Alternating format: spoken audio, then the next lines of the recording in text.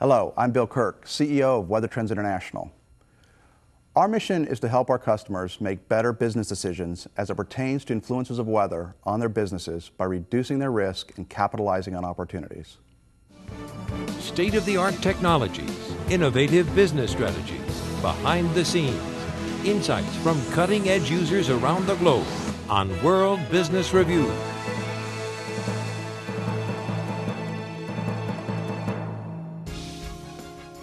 Welcome to World Business Review.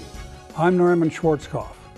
Retailers, manufacturers, and financial analysts all use the weather forecast to determine their best advertising schedule and overall sales plan. Having accurate and timely predictions can be invaluable. Joining us is Bill Kirk, CEO and co-founder for Weather Trends International. Welcome to World Business Review, Bill. General, thank you so much for having me. Bill, how do volatile weather patterns impact the retail industry? Statistically, the weather repeats year over year 20% of the time, and what that does, it creates an immediate volatility in business plans. So if you plan off last year for next year, you're going to be wrong about 80% of the time. So traditional business activities like how much inventory to buy, where to put it, when to promote it, when to advertise it, all of those plans can have a monkey wrench thrown into it when the weather doesn't repeat from year over year. Bill, during your service, you help the military with more accurate forecasting. How do you now help big retail and manufacturing clients?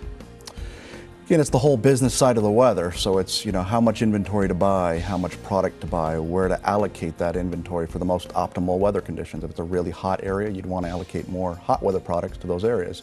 When do you time a promotional event, or when do you run advertising campaigns? If you can get all that in sync with the weather, you're going to be far more successful as a business.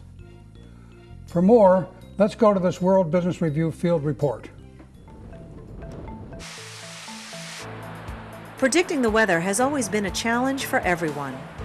Weather Trends International has a proven solution, providing its clients a strategic planning advantage, which is also easy to use. We've been working with Weather Trends International since their inception as a company. We believe that Weather Trends International is successful because of their accuracy, number one, and the fact that they've customized their product to their audience. Having an accurate view of the weather can help retailers allocate seasonal merchandise, plan or reduce markdowns, and better estimate overall sales. Well, accuracy in weather forecasting is important to retailers simply because they can position themselves more strategically. And that would include everything from ordering product for the stores to advertising. So it's a broad array of strategic decisions that would be more effective for retailers. Weather intelligence is used to help manufacturers forecast retail sales, as well as in the agricultural industry to manage the weather risk. Just about every industry is somehow related to weather impacts.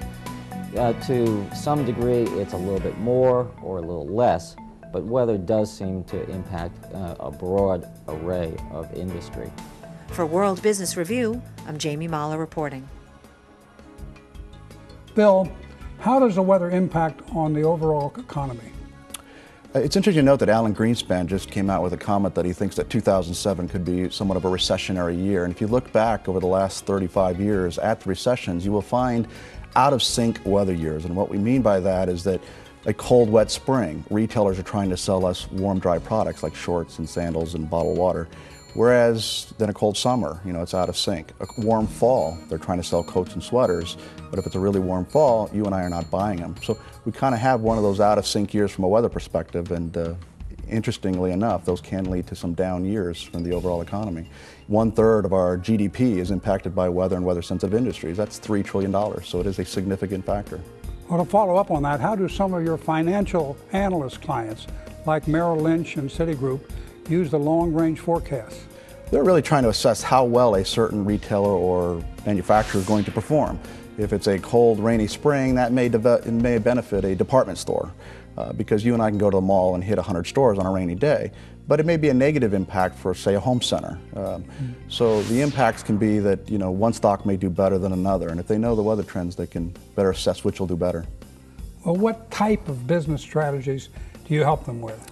Well, again, we lay out the whole forecast a year out, so they know that, what the spring's like, summer, fall, winter, and then they can assess these stocks will do well at this period of the year. Other stocks may do better late in the year. So it's really kind of assessing, do I recommend to their financial clients, do you buy the stock or do you hold it or do you sell it? Now this is a trick question here, because this is the question we always ask a weatherman. How accurate are you and why? Well, unlike the weatherman that's 80% wrong and gets to keep his job, we're about 75–80% right. And what we mean by that is, it's a statistical math-based forecast that we use. So it's a little different than your traditional weather forecast. And the neat thing about that is it's more reliable. We make projections by week, a year out, by city. And statistically, again, they're about 80% right most of the time. And how much do your retail clients rely on this forecast? We have some large national retailers that rely on it quite significantly, where they've made $100 million decisions. They know it's a hot, dry summer, you buy more air conditioners. So literally have had $100 million wins. Well, how can your forecast be used by various departments in an organization? In some of our clients, we have board level recognition, and literally, if they know it's a bad season or a good season, they can say, you know what, we're going to be a little less aggressive on an overall sales plan if it's a down year. So manage internal expectations, both internally and with Wall Street.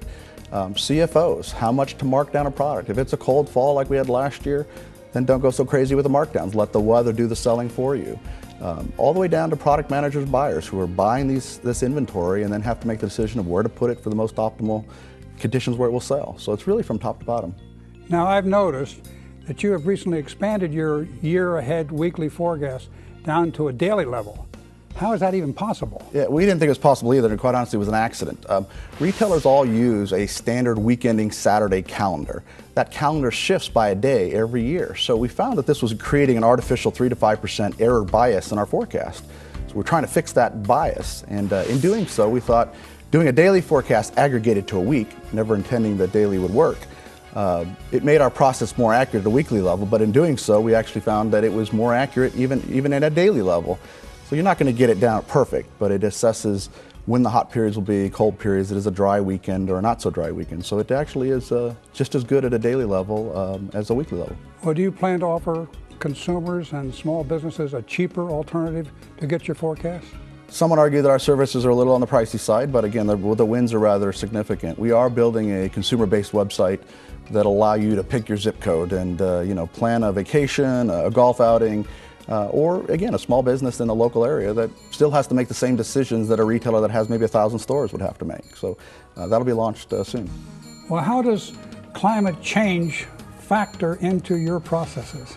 General, that's a hot topic. Sorry for the pun, but basically it really doesn't, because climate change is a long-term factor, and we still see the same volatility right now. Last spring was one of the coldest in 30 years in California. This past fall was the coldest and wettest in 10 years.